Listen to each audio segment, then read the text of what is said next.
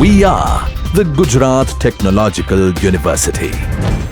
Since its inception over a decade ago, GTU has been empowering young and curating minds to realize their true potential. Over 4 lakh inspired students are enrolled with one of the premier academic universities in India. With more than 450 affiliated colleges in its fold operating across 5 zones of the state, GTU, the International Innovative University, your place to move forward.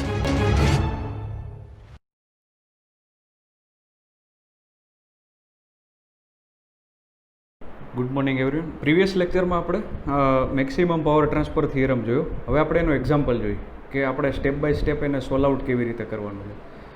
તો પ્રશ્ન જો આવી રીતે છે કે maximum power transfer કેટલો થશે એ find out કરો અને આરએલની કિંમત ગોતો કે મેક્સિમમ પાવર ટ્રાન્સફર થયો હોય. RL find the value of RL સચ that maximum power transferred has અકર્ડ. એટલે પાવર ટ્રાન્સફર થયો છે એવી આરએલની કઈ કિંમત છે કે મેક્સિમમ પાવર ટ્રાન્સફર થયો અને થયો તો કેટલો થયો. આ બંને વસ્તુ આપણે ફાઇન્ડ આઉટ કરવાની છે. તો સ્ટેપ 1 શું છે?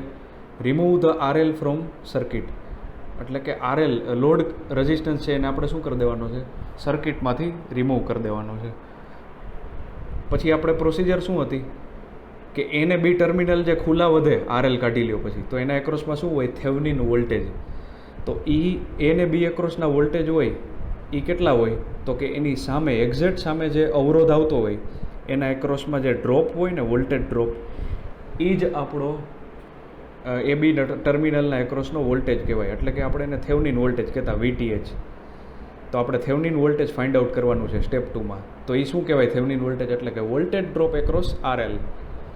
તો આપણને ખબર છે કે કરંટ લેફ્ટ સાઈડના મેશમાં જ ફ્લો થશે, આગળ ફ્લો થશે નહીં, કારણ કે જો એ ને બી ટર્મિનલમાં આપણે આરએલ કાઢી લીધો છે એ ઓપન સર્કિટ થઈ ગયું. તો હવે જે આઈ બરાબર વીના છેદમાં તો વી 24 વોલ્ટ છે. આર કેટલો થશે? સમતુલ્ય અવરોધ, કારણ કે 6 ને 4 બે જ અવરોધ આવશે. 2 ઓહમનો અવરોધ તો નીકળી ગયો કારણ કે ઓપન સર્કિટ થઈ ગયું. તો આર કેટલો છે? 6 + 4 એટલે કે 10. તો 24 છેદમાં 10 એટલે કે 2.4 એમ્પિયર. હવે મારે VTH ફાઇન્ડ કરવાનું છે. મને 2.4 એમ્પિયર મળી ગયો. તો 2.4 એમ્પિયર મલ્ટીપ્લાય 4 ઓહમ, કારણ કે 4 ઓહમ એ બી ટર્મિનલની સામે છે, તો એને એક્રોસનો ડ્રોપ હવે મળશે 2.4 × 4 એટલે કે 9.6 વોલ્ટ.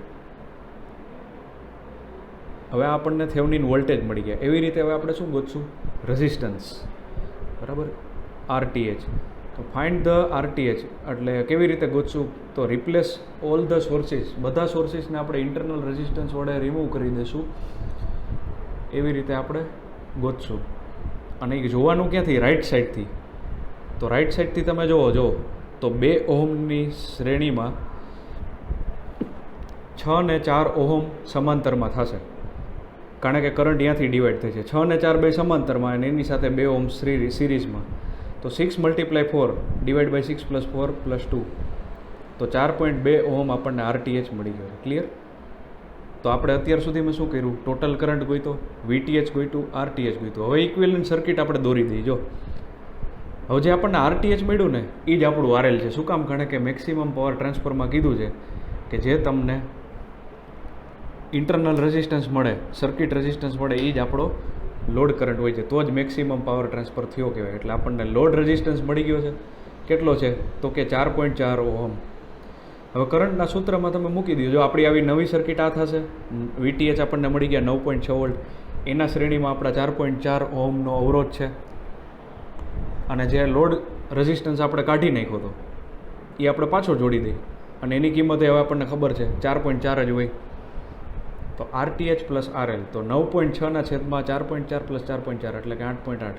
તો લોડ કરંટ આપણને મળશે 1.09 એમ્પિયર. તો મેક્સિમમ પાવર કેટલો થશે? IL² RL. IL² આપણને મળી ગયો 1.09² મલ્ટીપ્લાય 4.4 એટલે આપણને મળશે 5.22 વોટ. તો આ આપણો મેક્સિમમ પાવર ટ્રાન્સફર ગણાશે. તો આનું ક્વેશ્ચન આવી રીતે પૂછાય છે કે પાવર ટ્રાન્સફર મેક્સિમમ કેટલો લોડ રેઝિસ્ટન્સ હોય ત્યારે થાય, અને થાય તો કેટલો થાય, એ બંને આપણે ફાઇન્ડ આઉટ કરવાનો હોય છે. તો આવી રીતે મેક્સિમમ પાવર ટ્રાન્સફર થિયરમનો યુઝ આપણે કરી શકીએ છીએ.